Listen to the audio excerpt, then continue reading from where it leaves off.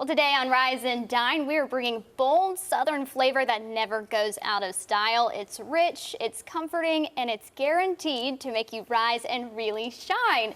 Back with us this morning is Vice President of Helms College in Culinary Education Operations, and it's Chef Christopher Thompson. How you doing? Great, great. Thanks for having me back. We're so glad to have you. And I really want you to tell me what are we making today? So we're going to do kind of a Southern staple, right? Just shrimp and grits, straight up.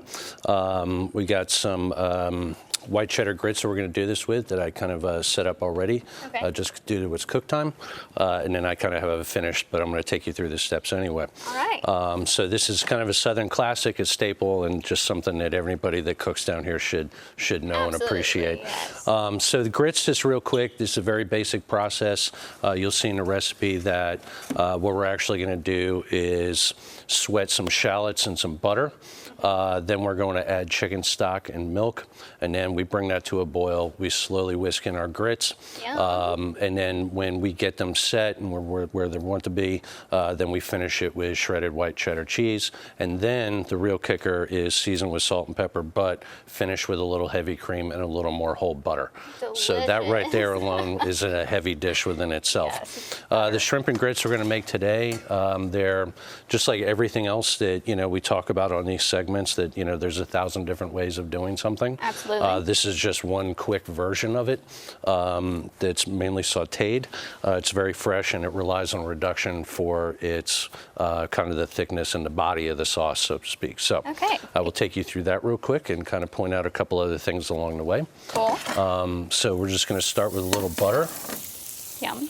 Do I need to get out of your way? No, you're fine. Okay.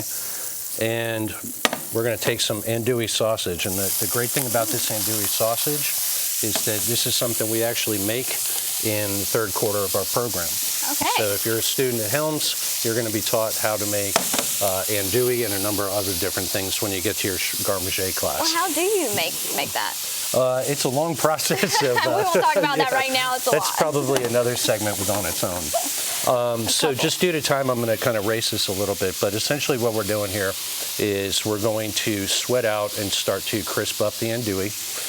And then the next three we're going to add is onions, celery, and bell pepper. All right. And in Louisiana, this is known as the Holy Trinity. Okay. Okay, so this is kind of their benchmark. In French cuisine, you would replace the peppers with carrots, and you would have mirepoix. Ooh. And these are kind of your standard flavoring elements that give you background, okay? That sounds So we're going to let those onions, the celery, and the peppers. Do you stir it after this? Oh, yeah, absolutely. Can I do it? Absolutely, you can.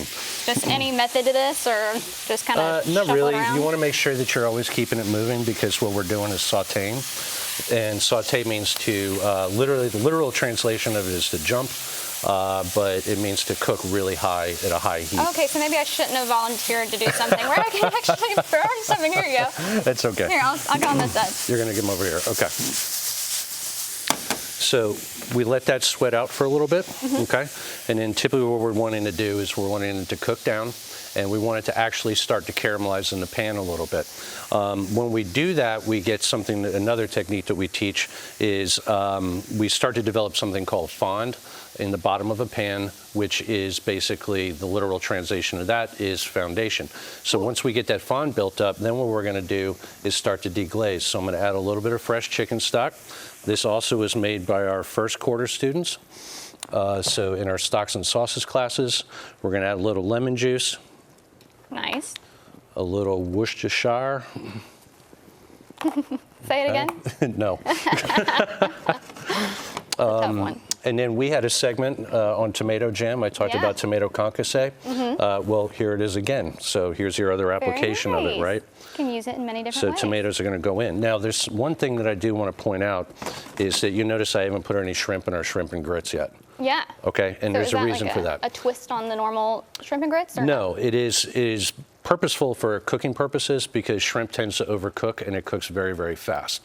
So because this sauce takes so long to reduce to get to the body that we need it to get to, I don't want the shrimp in there cooking the entire time because they're going to be very rubbery, hard, and very difficult to eat. Right. So what I actually do is make sure that I get the body of the sauce where it is.